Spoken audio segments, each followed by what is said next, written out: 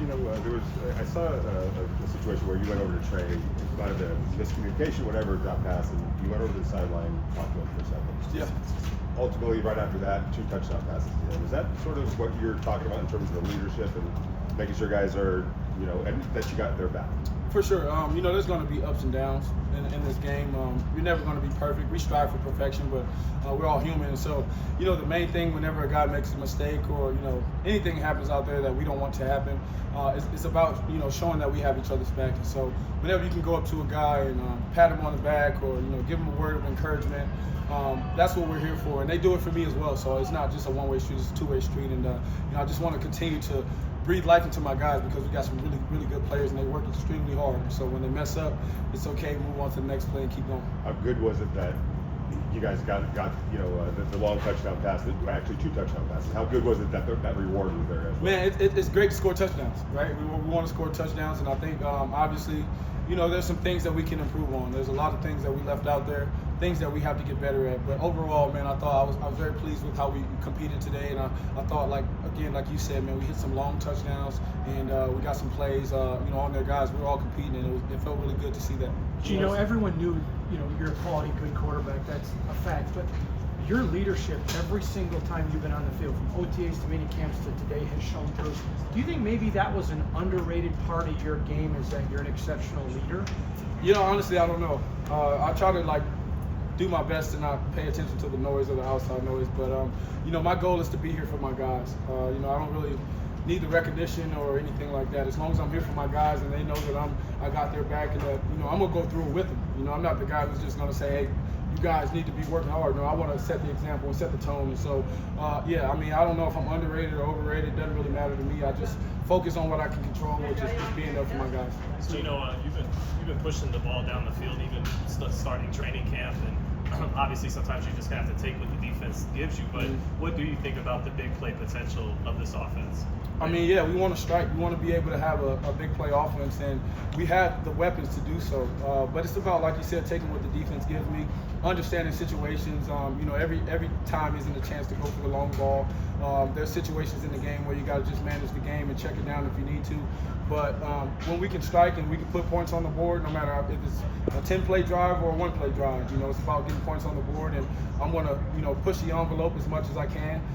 If they want to come up and give us, you know, deep shots, we got the guys that'll run past them. And so we just got to make the right reads, make the right plays. And when we play right, we're a really good team. It seemed like the offensive line held up pretty well today. What do you think about it? You know, got to watch the film. I'm pretty sure there's a lot of things that we can improve on.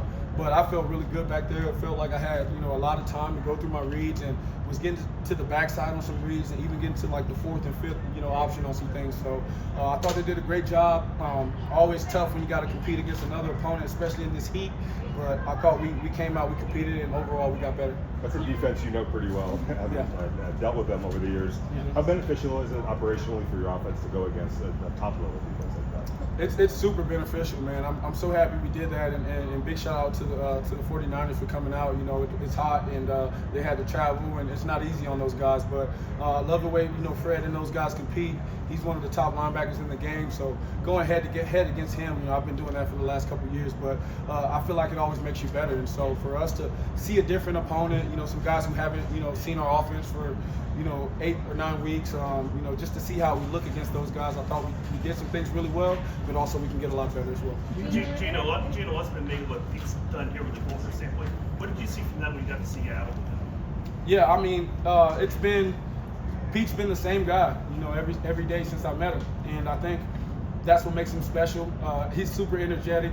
I don't know how he does it, but like the guy wakes up, like it seems like he just pops out of bed, man. He's just fired up as soon as he wakes up, and I mean, he brings the juice every single day.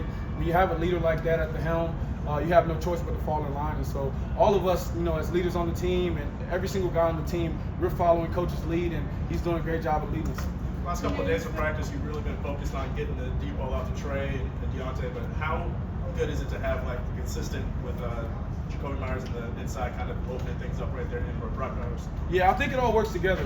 We want to make sure that our entire offense has to work together. And so, yeah, I mean, we've hit on some deep balls.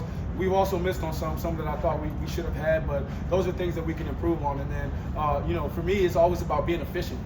You want to be efficient. I want to be a high completion percentage guy. I want to make sure that we're efficient on third downs and in the red zone, scoring touchdowns.